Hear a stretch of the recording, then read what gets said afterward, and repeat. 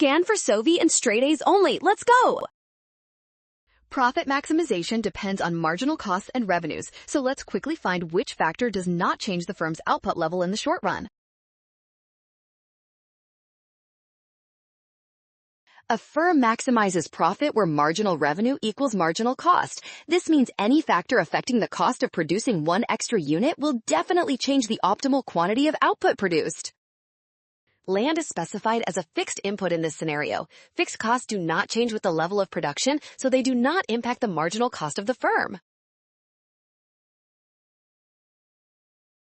Land price changes only shift total fixed costs. Since marginal cost is unchanged, the profit maximizing quantity stays constant. Option A is correct.